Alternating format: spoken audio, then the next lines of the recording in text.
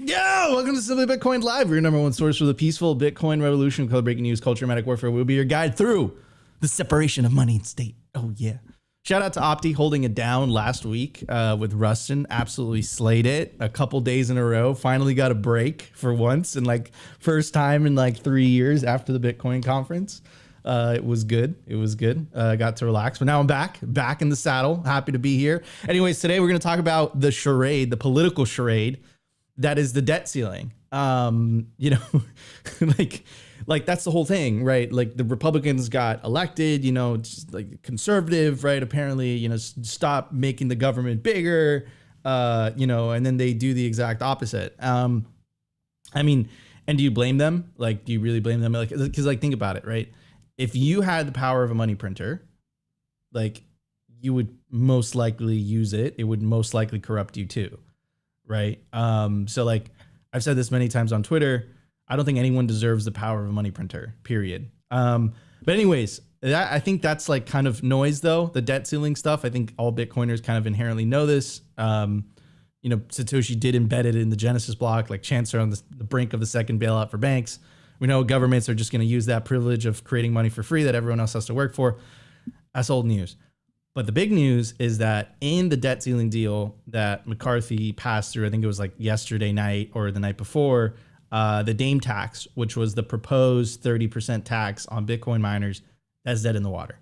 That's pretty good. And I think that's the signal today. We're going to talk about that. We're going to talk about Nick Carter wrote a great piece for CoinDesk about what the unintended consequences would be if they got away with this tax. I've said this very bluntly the first time I figured it out, because we've been covering it on the show for many months now, that the Biden administration has the Bitcoin industry in its crosshairs, right? Whether that is, you know, Operation Choke Point 2.0, trying to isolate the industry from the traditional financial system, or under the guise of for the environment, right? You know, we must shut down Bitcoin miners. And then of course their partners in the media. You guys remember the New York Times propaganda hit piece, you know, they like changed the image to make it seem like it was like a hazy day in this like, you know, this Texas remote area, right? So it's just a bunch of BS. Like clearly they have allies in the media, you know, saying the narratives and all that stuff. And that was that narrative that they've been building slowly but surely was going to be the justification for that 30% proposed Bitcoin tax, proposed mining tax on proof of work miners, of which Bitcoin makes the vast majority of, since Ethereum migrated to proof of stake. So yeah, it's just very, very interesting, all this all together. But anyways, before we start the show, I want to bring up my legendary co-host, always optimistic, Opti. How you doing, bro? I'm good, bro. How was last week? Not gonna lie, everyone. Nico makes his job look very easy. I am happy to be in the passenger seat. No, man, it's good. It's good to get the reps in. I think Rustin and I killed it.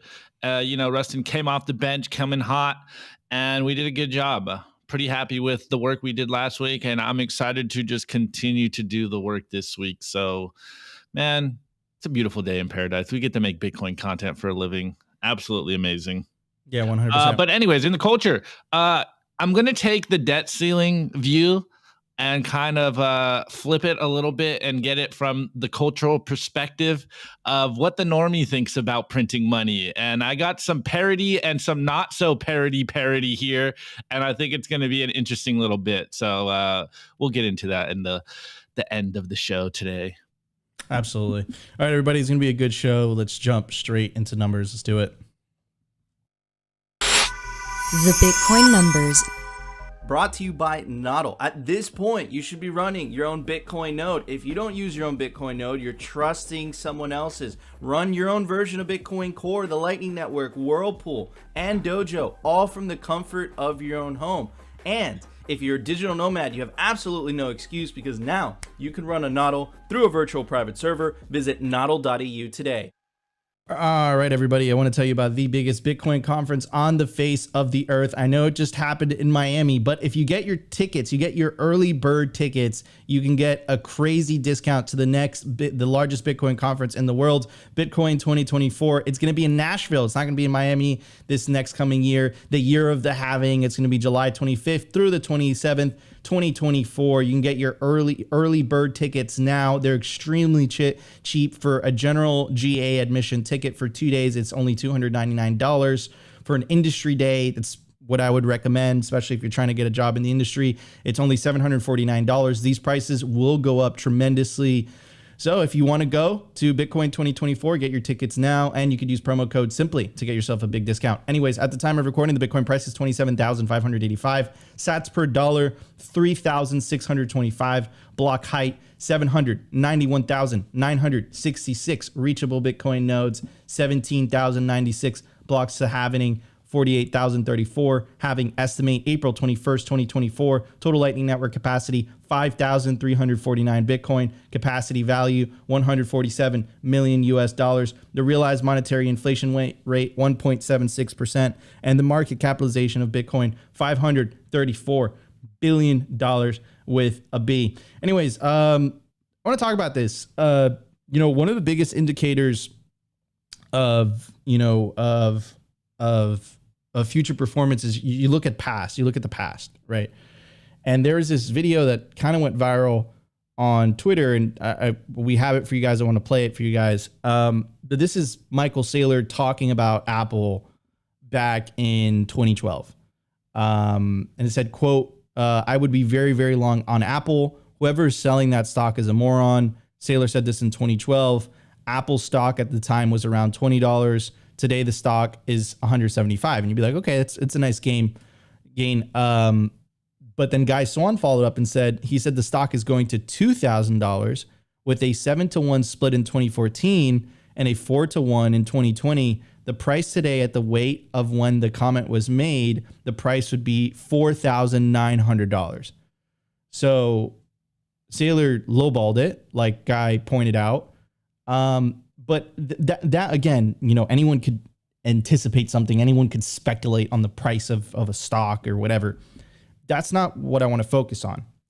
What I want to focus on is the logic of which he uses to make the case, right? As to why he believes the Apple stock would go to where it was meant to be. And by the way, he's completely changed his stance on how he feels about Apple today.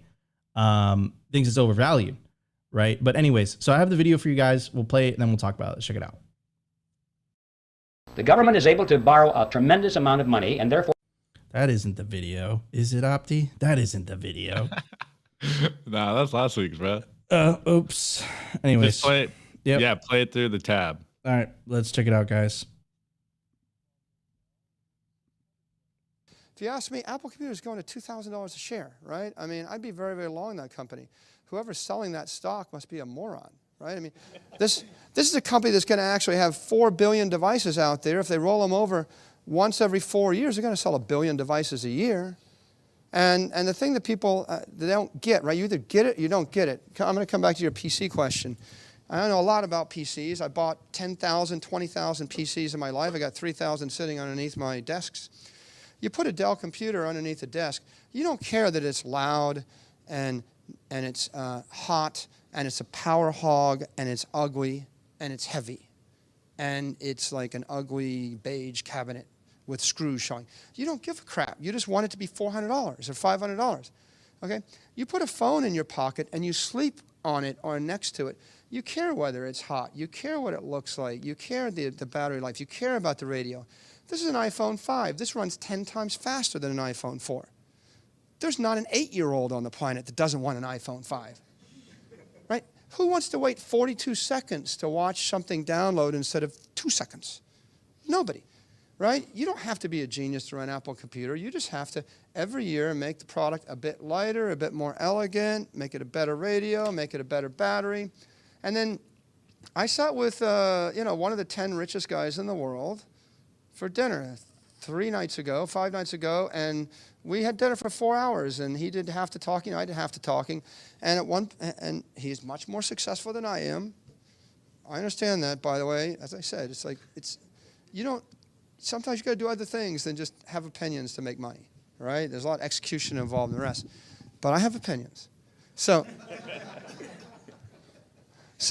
he said to me, Apple computer, can these guys hold their prices? Aren't they going to follow the model of the PC industry? Aren't their prices going to taper down? Their 40% margins going to become 30 and 35 and 20? And it's another example of people just know enough to hurt themselves, right? If you're going to know a subject, you better know the subject, because being like a dilettante and knowing part of the subject is just enough to hurt yourself somehow. And I said, no, the gross margins don't have to tailor down. I mean, if you go to France, and this is the benefit of seeing enough, you go to France, you see Bernardo Arnault runs a company, LVMH. They're selling handbags for $4,000, $3,000, $2,500 each. This is a device that women view as fashion, and it's 10,000 years old.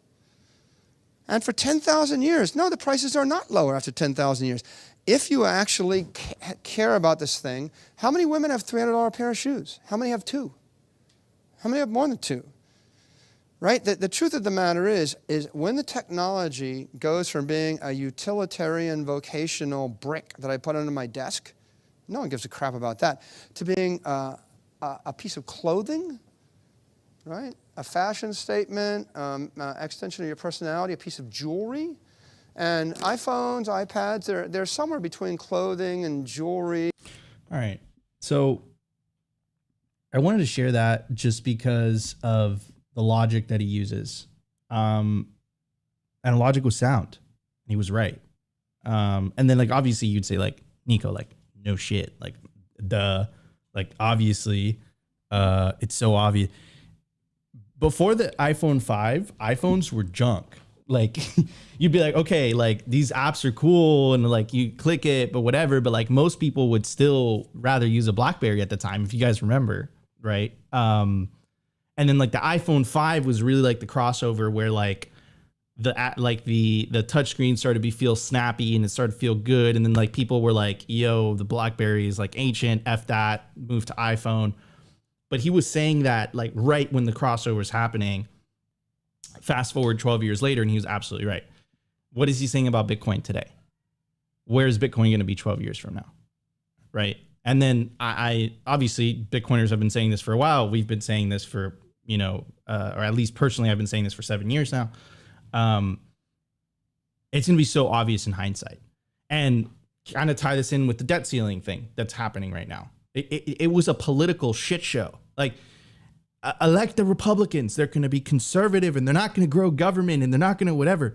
That was a fucking lie. It doesn't matter whether it's a Democrat or Republican in office. They cannot help themselves. I don't think you would be able to help yourself if you were in that situation. No one deserves the power of being able to create money for free that another human being has to work for. And the temptation that comes with that. And then what's that very famous saying, right? Absolute power corrupts absolutely. You know how fucking powerful that is? Just a money printer. And you just create this shit that like people spend time working for, right? You'd be corrupted too, right? So in hindsight, I think it's going to be incredibly fucking obvious. It's going to be so obvious. And that's why playing something like that Saylor anticipated 12 years ago is so important. And it's not what he said, it's the logic, it's the way of thinking of which he said it, right? And the Saylor series was one of my favorite that he did with Breedlove on the What Is Money show. He goes through that same like logical, thing. And I'll be honest with you, like it's very difficult for me to watch more Bitcoin content because I make it all the time. But I did take the time to watch the entire Saylor series because it was the first time that Saylor really went from 1 to A to Z and explaining the entire thing. But it's the same type of logic. I think honestly, like he's in his like Bitcoin rabbit hole experience that I think he's ran out of things to say. So he's just like resorted to like AI images at this point. Like he's just like a clever one word line AI image. But yeah, in the beginning, we all get very excited. You guys know what I'm talking about in your Bitcoin journey. You have those eureka moments and you're just like, but the government's going to ban it. It's like, no, this is way too good to be true. This is impossible. It's like you have those like, those moments over and over and over again. But anyways, I thought it was a very interesting video. I don't know, Opti, what do you think? And I'm gonna check the chat while you give your thoughts. Yeah. Well, to your last point, what's the saying? The sign of true genius is simplifying the message. So, at first he had to have 8 hours to talk about Bitcoin is money, and now he just put to one word in an AI image. Absolute Chad. Anyways, seeing sailors sell Apple 12 years ago, it kind of reminds me of him selling Bitcoin, and it's kind of laughable, really. Not his message, but just the idea. Like, everyone today looking back is like, yeah, of course, Apple is the most successful company in the world. It's what, $1 trillion company. Like, why would people need to sell Apple like that? But at the time, it still seemed like just one of the run-of-the-mill computer companies. And that's kind of where we are right now. Like, this is where we are in the movie right now. Bitcoin is still laughable to most people. And all of us are sitting here laughing at them, laughing at us, because we know how successful it will be. We know that this is a multi-decade experiment, multi-decade monetary process. And in 12 years, people are going to look back and be like, watching this show and watching all of our friends are going to be like, I can't believe I was so dumb to laugh at them and not realize that Bitcoin is the future. Like this, we'll be looking at content of ours like this in the future. And I joke with Nico all the time about the idea of like, man, we called ourselves Simply Bitcoin, but it's going to be funny in the future where it's like, oh, you guys are a Bitcoin channel? Like, we're going to have to rebrand. It's like just going to call it Simply. Yeah, like Simply Internet. Like, oh, chill show, guys. Like, absolutely very revolutionary technology show over here. But I think this is the future where we're going. And I really liked a few of the things that he said on that clip. It's like, you either get it or you don't. Sounds very familiar. At the time he was talking about Apple. Now we say this all the time about Bitcoin. Or what do you say? Like, most people know just enough to hurt themselves. Reminds me a lot of shitcoiners. They know just enough to wreck themselves. Or kind of what he was saying at the very end of in relating the Apple products to handbags, and it's somewhere in between clothing and technology. It moves away from its utility aspect to like a social status thing. And it's something that I've kind of been hinting on and talking about a lot, is like making Bitcoin cool. It's like we're taking it out of just this internet nerd money, and it's becoming ubiquitous with like being successful, with building a future, to living a good life. And I think this is where we are in the movie. It's like we are taking this into the mainstream, whether it's us or it's the authoritarians and the tyrants and the corporate press out there. It is starting to move away from our little echo chamber and into the mainstream consciousness. And I guess we're just at the Apple 12 years ago moment, and this next decade is going to be absolutely bullish as a Bitcoiner. Let's go. It's going to be bullish, but I mean, it's a paradigm shift though. Right. It's a paradigm. The reason it's a paradigm 100%. shift, it's like, okay, Apple, great company, personally huge fan. Right. I think, a lot of people are like, oh, Windows and whatever. It's a content creator. Macs are dope. All right. So yeah, huge fan. Definitely a paradigm shift, right? Definitely has impacted my life. But at the same time, it fundamentally didn't change the order of things. And the reason it didn't change the order of things is, just because Apple Computer exists doesn't mean that, it changed the ability of governments to basically have this monopoly on money.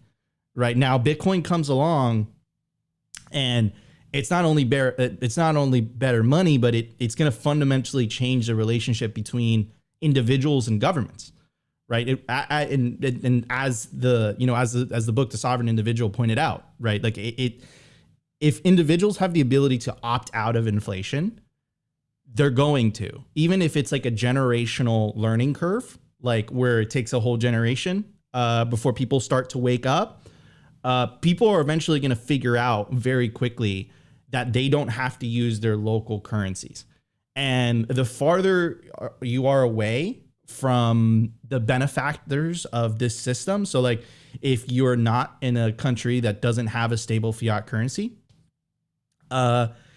those people are going to wake up to Bitcoin a lot quicker, right? And you already see this in the adoption rates, by the way, right? This is why you see 30 to 25% adoption rate in Turkey and Argentina, Nigeria.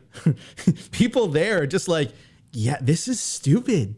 And I think just as in Saylor's bit, where he's like, look, if you don't get it, it's going to be so obvious from now, 10 years from now, you're going to look back and you'll be like, I can't believe that politics and money were a thing. Like, I can't believe that was like actually, like people actually thought that was a good idea. But we're kind of living through the transition right now. And obviously the powers of B they're gonna fight it. Like they're not okay with this transition. They get a tremendous amount of power, whether that's the military industrial complex in the United States, the administrative state, or the deep state as people like to call it. The reality is that the US federal government is one of the largest employers on the planet. They employ like 10 to 11 million people. It's absolutely nuts. All those people depend on the money printer, all of them. The US government spends $1 trillion every year than it collects in tax revenue. So without that mechanism, think about it for a sec, right? Because it's not always, it's not all butterflies and rainbows. There's different sides to this. And those people that benefit it, and by the way, the sovereign individual, they talked about this. They talked about those people. They talked about the people that benefited from the modern welfare state, which that's a whole other rabbit. It's a whole other rabbit hole. But they talked about this. I think a lot of people are going to be upset with this changing power dynamic. And you as an individual, you have to think about it. Like, what are you going to do with your life? What are you going to do with your family? And the way that you protect yourself from all of this is taking Bitcoin into self-custody. Take Bitcoin into self-custody. It's the number one thing you could do. Then obviously second, run your own node. Don't trust on somebody else's. But this is going to be a major paradigm shift. This isn't just Apple computers. No, this is the separation of money and state. We say it in the beginning of the show. Anyways, everybody, let's get to news. Nico, before we go, because there's a good comment here, and I kind of wanted to say the same thing. Bushmaster 6 goes, Apple had impact on the tech industry over the whole time of existence, and that is something in common compared to Bitcoin adoption. And it's something Nico and I kind of talk about all the time. Look, I'm an iPhone user. I am not ashamed to say this. And it's something we have noticed over here at Simply as well, is the idea, and I've said it in the past and got some flack of like Apple-fying Bitcoin products, because most people don't care the tools they use. They just want them to work. Like the WhatsApp model of billions of people having encrypted messaging. Like, I don't think we are at that Apple iPhone moment yet in regards to Bitcoin self-custody, but we're like this close to it. And once people don't know anything on the back end and are using Bitcoin in their everyday life, this is going to be like instantly ubiquitous with everything we're doing in the world. So like we're super close. I feel like we're super close, but I think we're still pretty early in this Bitcoin adoption game. Yeah, 100%. It's going to change everything. That's absolutely guaranteed. Anyways, everybody, let's get to news. We got a lot to talk about. Check it out. The Daily News. The Daily News is brought to you by Blockstream Jade, built by Bitcoiners for Bitcoiners. It's an open source hardware wallet for the cold storage of Bitcoin. Check out the brand new limited edition color, the transparent green Jade. Blockstream Jade houses a full color camera, allowing for fully air-gapped Bitcoin transactions, scan and display QR codes directly on the device, assign transactions, and verify addresses with ease. Use your Blockstream Jade with your favorite wallet software, such as Blockstream Green, Blue Wallet, Electrum, Sparrow. Get yourself a Blockstream Jade today and take self-custody of your Bitcoin. All right, guys, I also want to give a shout out to our sponsor, the Orange Pill app. They're building the social layer for Bitcoin. As crazy as this sounds, without the people, Bitcoin is just ones and zeros. Bitcoin is the people. Bitcoin is you, it's me, it's Opti, it's Satoshi. Download the Orange Pill app for iOS or Android and connect with other Bitcoiners in real life today. Find other plebs that live near you, or you can go into the app totally anon and search for other Bitcoiners by common interests. Orange Pill app is also the world's biggest repository for Bitcoin only events. If you want to meet other Bitcoiners in real life, this is the app for you. Sign up through the App Store and you can even pay in sats. Check out the Orange Pill app today. And also, Opti and I do take the time to go through all the messages to respond to all of you guys, and we do really, really appreciate them. So we appreciate all the love. Anyways, I want to talk about the news for today, which is, it's the news over the weekend. Is that it was like I swear to God, it's like it's this weird type of like it's like acting. It's like acting. It's like, like the Republicans get in power and they're conservative and they're like, no, we don't want to grow the government. We want to spend less. Like we're going to hold our ground, and then of course they increase the debt ceiling. No one wants to default. And then the president goes on, he's like, the U.S. has never defaulted. And then Twitter, like with the community notes is like, yeah, but the U.S. has defaulted. Like the whole thing is it's a big fucking lie. Like fiat, like the whole thing is a lie. And again, like if you're in the thick of things and if you don't know an alternative exists, you're like, okay, like this is just the system. Like this is just how it works. But like watching from the orange life raft, you're like looking in and you're like who what is wrong with these people? It's so archaic. Like it's just nuts. And I'll prove it to you. Like here is an article from cato.org. And look, whether it's a Republican, so-called conservative or a Democrat or a liberal, it's the same thing. They increase the debt ceiling every time. It doesn't matter who's in office. But let's get into the details a little bit. And let's actually define also what the debt ceiling is for anyone who doesn't know. So in the United States, a debt ceiling or debt limit is a legislative limit on the amount of national debt that can be incurred by the U.S. Treasury, thus limiting how much money the federal government may pay by borrowing more money on the debt it already borrowed. The debt ceiling is an aggregate figure that applies to gross debt, which includes debt in the hands of the public and intra-government accounts, right? And it just keeps getting bigger. And then, of course, no political party wants a default because it would be catastrophic. So, like, they just keep kicking the can down the road. But anyways, like, again, like the whole thing is a fugazi, whatever that term is from Wolf of Wall Street. Like, it's just so stupid. Like they're playing pretend, like in my eyes. Anyways. So it goes on to say, after several weeks of tense negotiations, President Joe Biden and House Republicans have reached an agreement in principle to address the debt limit and cap spending. The drama, notice the last part, cap spending. The drama is by no means over. Congressional leaders in both parties have to convince enough of their members to vote for the agreement, which contains provisions that lawmakers on each side of the aisle don't support. It goes on to say, here's what we know about the deal based on the bill text, White House sources, and a fact sheet circulated by House Republicans. Address the debt ceiling. The agreement would suspend the debt limit through January 1st, 2025. Okay. This removes it as a potential issue in the 2024 election. Caps non-defense spending. Under the deal, non-defense spending would remain relatively flat in fiscal 2024 and increase by 1% in fiscal 2025 after certain agreements to appropriations were made, according to White House official. The adjustments including shifting $20 billion in Internal Revenue Service funding to other non-defense areas and rescinding $30 billion in unobliged pandemic relief funding, according to the official. After fiscal 2025, there would be no budget caps, according to the official. So like they didn't stop spending. Like you could make the argument that they slowed down spending. They definitely didn't cap it. So like, what's the point of this? Like, and I'm telling you, like this graphic right here is like the most indicative of what I'm talking about like how they're just playing pretend.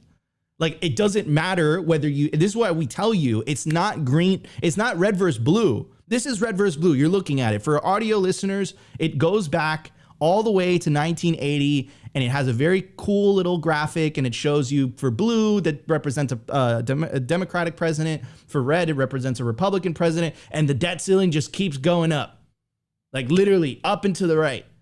So like this is what I'm saying, like they're just playing pretend, and then you're supposedly when you elect a conservative government, you want the government to become smaller, but they can't do that.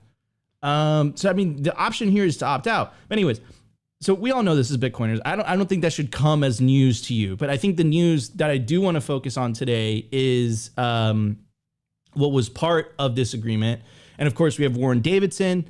He's a part of the House of Representatives, and he's extremely pro Bitcoin. He's spoken at the Bitcoin conference a couple times.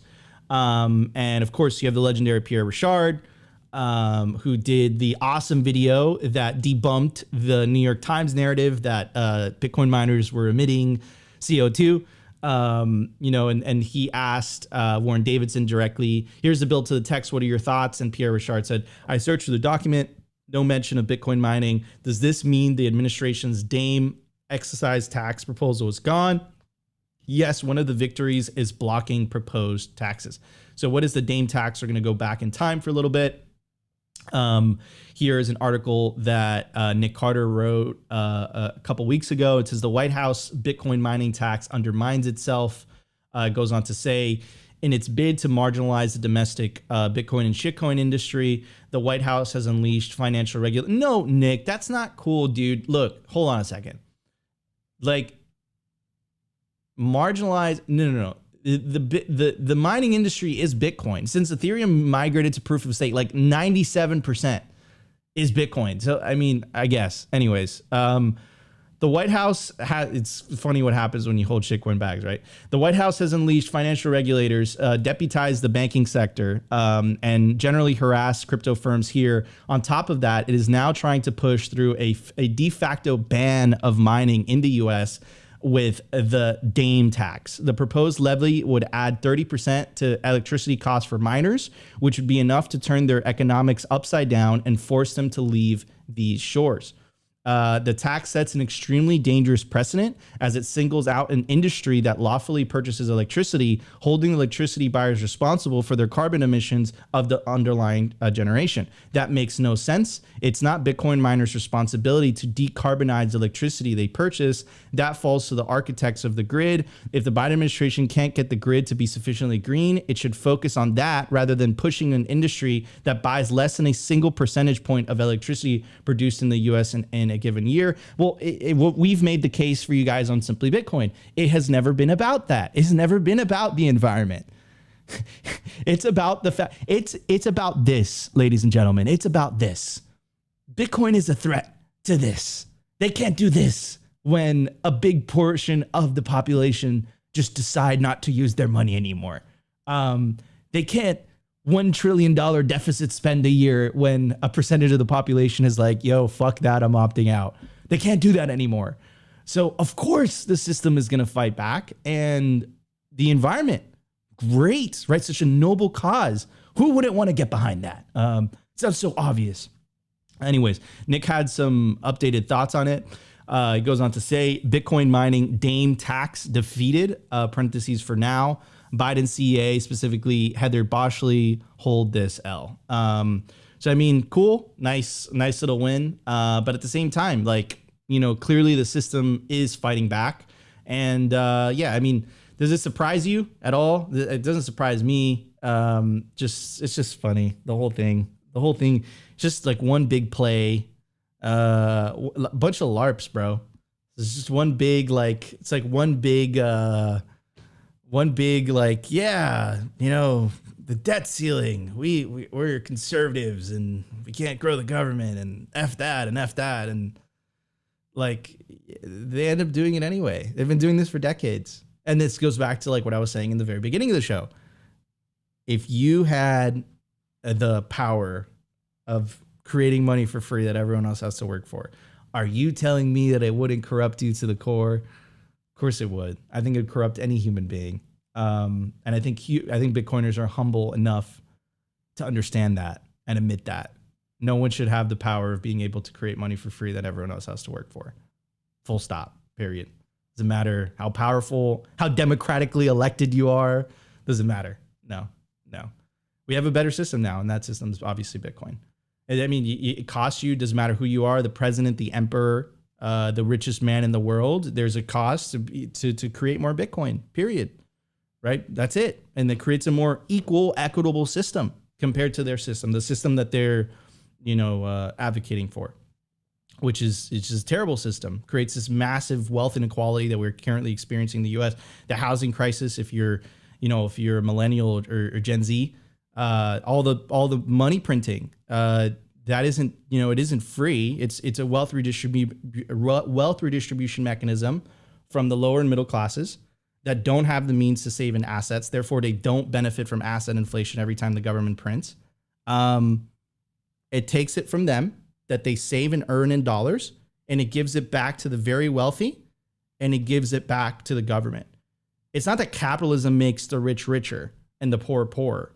It's the money that makes the rich richer and the poor poorer. The money is fundamentally broken. It's inherently corrupt and it's broken. And I think that the debt ceiling, fugazi, and play, or like whatever you call that, is like literally a representation, an embodiment of this fucking fakeness. It's just fucking lies, dude. It doesn't. It's like look, fine. When the Republicans get in power, it's like the government just grows slower. Like it doesn't grow. It doesn't stop growing. It just grows slower. Like it is. It's like it's not red versus blue. Everybody, it's green versus orange, and you are on the side of green, which I just showed it to you. It's total fucking clown world, or you're on the side of orange. And you stop that shit. You stop that madness, and you take back your energy, your power, your work, your time.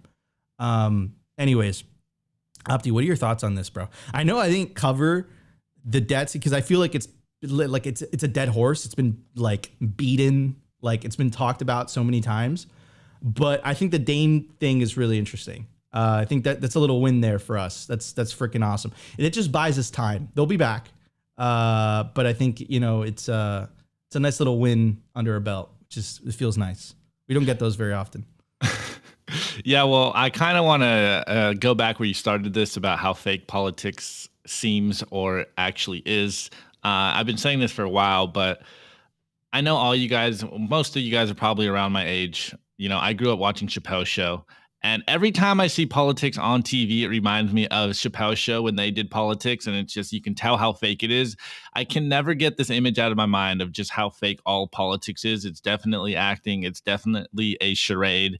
And the debt ceiling and the fact, like we continuously show the same meme over and over. It doesn't matter who's in office, red or blue. They are going to continue to spend money. As Fosse says all the time, it's 11th grade math, and they have to keep spending money to continue to kick the can down the road. Again, it is all a charade. But as a psychopathic, illiterate Bitcoin accelerationist, I'm okay with them creating more money. Where did you go for that? I don't know, just off the top. I'm okay with them creating more money and then also dropping the Dame tax off of us because, hey, we all know all roads lead to Bitcoin. So if there's more paper money sloshing around and there's only 21 million Bitcoins, eventually number will go up so hard and it's going to be so glorious that I'm just okay with all this happening. It's amazing just seeing Clown World accelerate into the depths of hell that they want to see this happen. Like it seems like as much as they want to pretend like they want to stop things from happening, they're just sitting there with like a can of gasoline and then lighting it on fire and like, look, guys, we're slowing this down. And it's just like, continue to accelerate the madness because there is no stop in sight. So I guess everything is really good for Bitcoin. And of course, no politician will ever default. But I am going to be talking about this idea of defaulting, and maybe it could be a good thing moving forward in the culture. I want to read Marty Bent's newsletter from this morning because, again, as an accelerationist Bitcoiner, and as someone like we talk about all the time, as a millennial that basically got our future stolen from us, I do not believe it is the best move forward to continue to steal the future from generations and generations. Like, we need to stop the buck now. And I think I agree with you, Opti, but I just think that like the solution's not a political one. Like I agree 100%. 100%. It's like, all right, guys, like I agree. I agree 100%. Play the theatrics, and it's exactly. Like, we are conservatives. We're liberal. We like to spend more, and we don't like to spend as much. It's like, play the fucking game, and then people just have to wake up and just be like, okay, like, you guys do that. Have fun. I'm gonna opt out.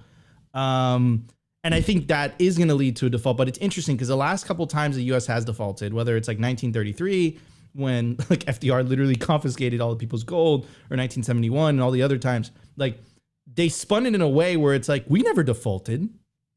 We changed the rules a little bit, but we never defaulted. We are the U.S. government. You could trust in us. So, I mean, like, but I agree with you, dude. I think that this is inevitable. Eventually the debt is going to get so high that just the percentage of the overall budget that the U.S. government has to spend every year, that percentage is going to be so high just to pay off the interest of that debt, right? This is not a sustainable thing.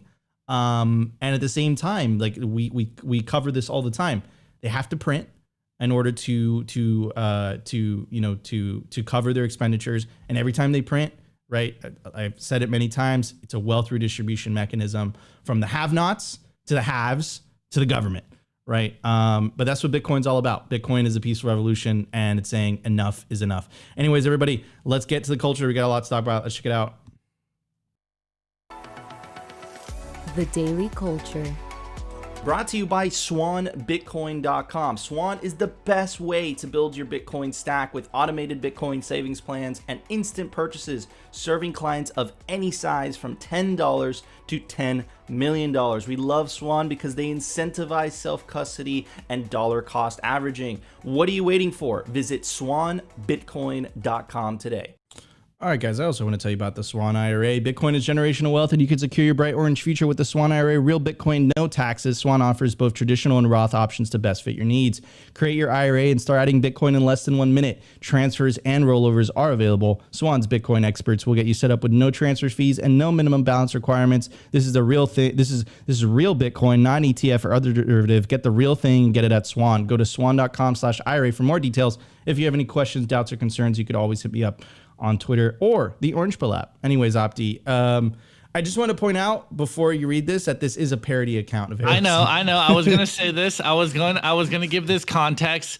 Guys, while this tweet is parody here, I think there is still a message to be heard here, because what is the genius of parody? It is because it is so close to reality and the actual message that people are saying that you can't tell whether it's fact or fiction. And like I said in the beginning, there is a little bit of parody in this tweet, and the next tweet is, it's almost unbelievable that it isn't parody. But the point of this little conversation is the idea that even though our politicians, they can play all the charades they want, all the fugazi they want about the debt ceiling, there's people out there that actually believe in the idea of printing more money will fix all of the world's problems. And everyone in the chat is saying what we say all the time: you cannot fix a broken system via continuing the broken system, or as Nico always says, you cannot find a political solution to the problem right now, because we all know what the problem is. It is print more money. Anyways, we got this Alexandria Ocasio-Cortez parody tweet here, and it goes, "Printing money is the only way out of inflation." I think we've all heard this, whether it's been parody, whether it's been by people that are economic illiterates and not psychopathic economic illiterates. But shouts out to my boy, the Bitcoin therapist, because he got this little tweet here. It's a TikTok video, and it's literally saying this exact thing. So I'm almost positive this isn't parody, but it's a continuation of the idea that we talk about all the time. People actually think that printing more money is the way moving forward. So forgive me for making you guys deal with this atrociousness here, but I think it is worth mentioning and saying right now in the show, because people actually believe this. They actually believe that raising the debt ceiling, that printing more money is the way out of this. And if they just printed more money, then we would all be rich. Anyways, let's watch this. Okay, guys, I have a radical idea. What if we didn't have to work to earn money? Seriously. What if money was just for free? Now, seriously, why don't we just print more money? I know what you're gonna say. Oh, it's gonna decrease in value, and then everything's just gonna come to nothing. Blah blah blah blah. I don't care. We have money printing machines. Print more money. I don't know, chuck the server offline or some shit, and no one has to know. Just sneakily distribute it to people and filter. Nobody has to know. There are ways to do this. I believe. Why has no one done it? Please, I don't want to go to work today. Like, I mean, like people have done it. Like, Yeah, look at exactly. Turkey, look at Venezuela, look at Argentina. So, you know, most countries don't have the privilege that the U.S. has, where it's the global reserve currency. It's able to do this because other countries are holding dollars. They're using dollars to transact. So the U.S. government has this very unique privilege of being able to print a lot more money than everybody else. But printing more money doesn't create more wealth, right? Like that is the crazy part. Like the only thing that creates more wealth is productivity, right? You have to work for shit. You have to make shit to earn shit. You can't just doesn't just fucking like grow out of nowhere and just What a revolutionary concept, Nico.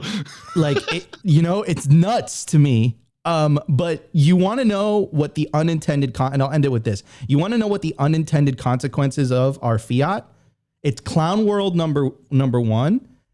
And there you go. That video. It disconnects people from reality. It makes them lazy. It makes them complacent. It also takes away any element of personal responsibility of their lives, right? We live in a world where people fundamentally believe, or a big percentage of the population believes, that money literally comes out of thin air, right? You have to earn it. You have to produce it. And the thing is with Bitcoin is that it forces that function on you. You cannot get around it, right? You got to mine Bitcoin, buy Bitcoin, or earn Bitcoin. You can't turn to a politician, how it is in the fiat system, and say, hey, I'm very upset. I want free healthcare. I want free education. I deserved it because I was born, and I want all these things. You're going to redistribute it. You're going to take it from someone else and you're going to give it to me. That function is severely limited with Bitcoin because they get away with it with two ways, right? The wealth redistribution mechanisms right now are taxation, which is a whole discussion, right? I don't want to go down that rabbit hole. We have a lot of Bitcoiners in the chat. But let's talk about inflation, which is the most effective wealth redistribution mechanism. So what she doesn't realize is that, yes, the government can do this, but let's say she gets $100. She's paying $200 through inflation and she's getting $100 back. That shit it ain't coming out of anywhere. It's coming out of your back pocket to give it back to you. It doesn't just come out of, or you're taking it from someone else, right? It doesn't work like that. And the thing is, like, the most fucked up part about all of this is that it disproportionately affects the lower and middle classes, which happen to be the millennial and Zoomer generations. We haven't had the time to build up the wealth. So most of our wealth, I mean, obviously not obviously not Opti and I, but most people, they're saving and earning in dollars, or they're saving and earning in their fiat currency in their countries. They're living paycheck to pay. Most people live paycheck to paycheck. So like every time, like what she's saying would literally disproportionately hurt the poor and the middle class, the people that the people that she is supposedly advocating for, right? So Bitcoin takes away that mechanism. It takes it away from politicians. And because it takes it away from politicians, it's a forcing function. It's like, once you take that away, there is no politician to cry to. You got to earn Bitcoin, mine Bitcoin, or steal Bitcoin. You can't get away, which, by the way, I feel like the last one is going to become very popular, as in was theorized in The Sovereign Individual, in the hostage taking as governments will do in order to keep up their taxation. But yeah, no, this is going to fundamentally change everything, and it's going to force people to take personal responsibility or they'll starve, right? And Svetsky has a very, very savage way of describing this in his works. But anyways, Opti, I love that you played that video. It's very, very appropriate for these times. Agreed. I changed up what the culture was today because I knew you were doing the debt ceiling, and I'm like, okay, I have the perfect culture for you guys. But I think what we always talk about here, and this isn't the end of it, because I really wanted to kind of touch on Marty Bent's newsletter this morning, issue 1343. And it's something we talk about here all the time on the show. There is no political solution for this. We know that the only way out of this is for them to try. Well, it's not really a way out of this. We know that the only way they can continue this process is by them printing more money. And as much as they can play the charade of, oh, you know, the debt ceiling, we're not going to raise it. Are we going to raise it? We know that they will continue to spend money. They will continue to print money. They're not going to stop printing money because this is the only way to kick the can down the road. But I really like this piece by Marty Bent because it's something that we talk about here all the time. It is basically saying, like, I've had enough of this. I'm opting out of this madness.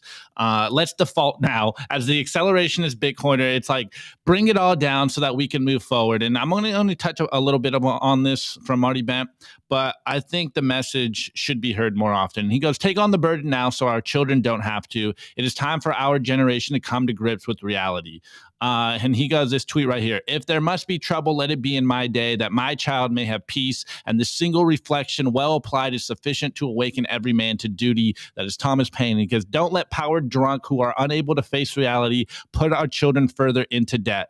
And he goes, the debate that is currently raging over the debt ceiling is a bit nauseating. This doom loop of kicking the can down the road is an extremely dangerous game that we play. For every time the can gets kicked further down the road in the form of higher debt limit, the less serious the limit is taken. It exists as a form of forced temperance to make sure the federal government is being responsible with the finances of the country. The normalization of raising the debt limit renders the attempted temperance null and therefore allows the government to be as irresponsible and reckless with the nation's finance as they would like to be. Fueling wars, spending on entitlement programs, subsidizing soy slop, and unreliable energy infrastructure, and a slew of other wasteful endeavors are simply thrown in the grocery cart. And when all is said and done, the people who are footing the bill are our children, who are forced to deal with ever higher tax rates and price inflation from money printing that will inevitably come in an attempt to service the debt that has been racked up. We don't even really have to wait for our children to suffer these consequences because we are dealing with this now. And so this is kind of the idea, guys, that I wanted to illustrate here is we know the problem. We know that the politicians will never solve the problem because they are financed through the money printing. And it's just something that we kind of talk about here all the time. I talk about this all the time in spaces, and I'm going to use Texas Slim's meme that he uses. It's like, engineer your own suffering today, because if you don't, someone else will engineer it for you, and they will steal your future. They will steal your children's future. Nico and I are both millennials. Basically, everyone on our team is all millennials, and we are all in the same boat right now. It's like, we ain't got shit. It's been stolen from us, but we are not going to sit here and act like victims. We're not going to sit here and be like that girl. I don't want to work. Just print more money. More money makes us all rich. No, we have opted out. We have taken our money into self-custody. We save in Bitcoin. We continue to build Simply Bitcoin. We continue to do our best to spread this message so that more people wake up to what game is actually being played. There's a game, and you are an active outsider of that game. It is working against you. This is where we're at right now. Do not fall for the left side, right side, red or blue side. It is those in power. They both do the same shit. They both do the same shit, bro. Exactly. It is those in power with the money printer versus the have-not. So opt out, hold Bitcoin, spread the Bitcoin message to all of your friends. As someone said in here in the chat, which was actually really great, he's like, Bitcoiners are the last with the entrepreneurial spirit, and it really does seem like that. Continue to work hard, continue to build stuff, and save in Bitcoin. Provide value to your fellow man. This is the way. This is how we move forward. It is not a political solution. It is not them pontificating whether the debt ceiling should raise or not, because we all know at the very end of the day, politicians will figure out a way to spend your money because it's not their money. This is the game. So opt out of this. We don't have to listen to them. We built a parallel system that they can't control, and it's absolutely beautiful on this side of the monetary aisle. Save in Bitcoin, take Bitcoin in self-custody, run a node, spread that signal to everyone you know. And, you know, as we played in the Saylor clip, and in 12 years from now, we're going to look back on Simply Bitcoin and be like, wait, Simply Bitcoin, Simply Internet. Of course, everyone's holding Bitcoin. Of course, the world is getting better. And of course, politicians cannot be trusted. Maybe Satoshi will sponsor us. Maybe.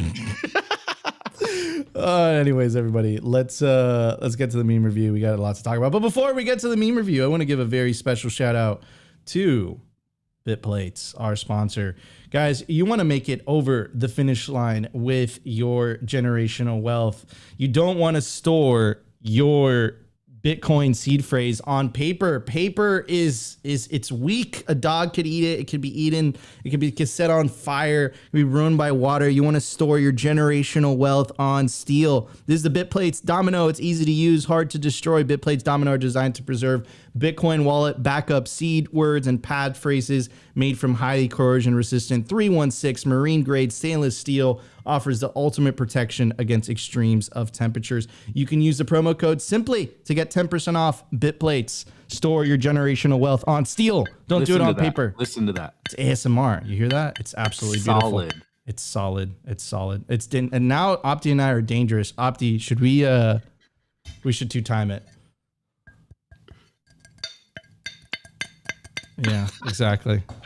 Pure steel. That hurts my finger. Pure steel. Exactly. Anyways, everybody, let's get to the meme review. Let's do it. The Daily Meme Review. Brought to you by Kaboom Racks. I get this question all the time. Nico, where should I buy Bitcoin miners? The answer is Kaboom Racks. It's the best place to buy Bitcoin miners. That's where you're going to find the best deals and the best prices. Start your mining utopia today. To check out their racks, you got to go to t.me/Kaboom Racks. Join their Telegram group and start your mining journey today. Kaboom Racks. We got some recommendations, by the way. Yeah, this one's lit right here. I'm a big fan of this one, Mike. Simply Living. Ooh, I like that one, dude. And then we got Bushmaster 6. This is my second favorite. Simply Debt Ceiling. Could you imagine a fiat show? Like Simply Fiat? Like, oh man. Simply money printing. We would have to just lie the entire time. Oh, wait. So like the corporate press. Sounds legit. Oh man. Sounds very lucrative. So you guys will own nothing and be happy. We'll have Klaus. Simply World Economic Forum. Have Klaus on the show as a guest. Oh man, that'd be exciting. All right, guys, you already know this is the meme review, your favorite portion of the show, where you guys send us memes and tag us in memes, and I review them live on the show. Well, tweets are the bullets, memes are the artillery. We are in an information war, so continue to spread the signal, continue to ridicule the corporate press, continue to make your friends laugh. And in the true nature of the meme review, and not only trolling, but also triggering, I want to do a little bit of my own trolling and triggering today by bringing this meme up by Adam Back. And he goes, bits came before sats. Here's Bitcoin QT, bits over sats, or why not both? And here's a picture of Bitcoin Core with bits. 0.00 bits. And then over here, the 2 digits on the bits are sats. 1.23 bits equals 123 sats, just like $1.23 is 123 cents. A sat is a bit cent. I know everyone's going to throw tomatoes. I know everyone's like, sats won, bits are over. I don't know, man. Simply Schwab. Bits kind of hit. Bits kind of slap, guys. I don't know. Bits or sats? Do we have chat. a poll? Do we have a poll? Not yet. I think we could do a YouTube poll. I'm pretty sure. Yeah, you got to do it on YouTube actually. I'm doing it. I don't know, man. I'm a Sats maxi, but bits just kind of it. I feel like there's some Lindy to bits. Anyways, let's get on to the next meme. And we got Wojak Bitcoin memes over here, aka at Wojak Bitcoin on Twitter. And it goes, the state doesn't care about you. And we got this Wojak NPC normie, and he goes, vote in the chat, guys. Yeah, vote in the chat. Sats or bits. And he goes, I don't need to invest in Bitcoin when I retire. I would just get help from the state. And we got Chad Frederick Bastiat over here. And he goes, everyone wants to live at the expense of the state. They forget that the state lives at the expense of everyone. Deserves some horns for that one. Okay, the next one is at Maxi's Club, and it's 409. Bitcoin is, and we got this unfazed Bitcoiner, Pepe the Frog Bitcoiner with his glasses on and his martini or his champagne, holding a Bitcoin logo, holding his coins, holding his keys in self-custody. He goes, Bitcoin is dying. And then we got the Bitcoin price, and it goes, Bitcoin is a bubble. Wait, no, Bitcoin is dead. Wait, it pumps, and Bitcoin is a bubble. Wait, no, Bitcoin is dead. Wait, it pumps again, and it's a bubble, and then it dies again, and it is dead. And then it continues to pump, and it is a bubble. And then, of course, Bitcoin is dead right now, and I don't know why we are still here, because Bitcoin is dead and obviously is never going to get into bubble mania again. Big cap. All right. Anyways, this next meme is by Priced BTC, and it goes, no matter what action central banks take, all roads lead to Bitcoin. And it goes, should you buy Bitcoin? And then it's another question. Do central banks print money? If no, then you still buy Bitcoin because it is sovereign default, financial system collapse, and society loses faith in the fiat currencies. And if your central bank does print money, and the answer is yes, then you still buy Bitcoin because you need to protect yourself from inflation, from the financial system collapsing, and society losing faith. It's almost like it's the same thing. It's almost like it's win-win as a Bitcoiner, and we are the only ones with the actual solution to the problem. Anyways, this next meme is by RD_BTC, and it goes, hashtag FOMO gonna get ya, hashtag Bitcoin. And we got a picture of some girl freaking out, and it's zooming in, it's all blurry, and it goes, if you're not buying Bitcoin right now, this will be you next year, just absolutely devastated and freaking out because the price is starting to pump. Anyways, Nico, we got a request from our friend Toxic Bitcoiner on Twitter, and this is Beavis and Butthead do Bitcoin coming to a screen bigger than your TV. But the request here is by Toxic Bitcoin. It goes, Opti, thought you'd have a chuckle. How many sats to get you and Nico to do the impression on Simply? Oh, what is it? Beavis and Butthead do Bitcoin. All right, this next one. Not Jerome Powell, aka Ali Farhat 79 on Twitter goes, how are the negotiations to avoid a default going? The U.S. government. We got Biden. Who was the dude you put on? Who's this guy? Kevin McCarthy. Kevin McCarthy. And he goes, best we can do is cut $15 billion and print $4 trillion. Play on Pawn Stars. Anyways, drop your meme review score in the chat as we cover ours live. Twitter account, not Jerome Powell. Not Jerome Powell. Absolutely freaking slaying. All right, my meme review score for today is the no more tree murder, hashtag stop the presses, hashtag stop New York Times. Shouts out to the crypto couple. Shouts out to Walker. Absolutely killing it. Thank you for the sticker. Yeah, absolutely killing it. Oh, man. I'm going to give it, okay.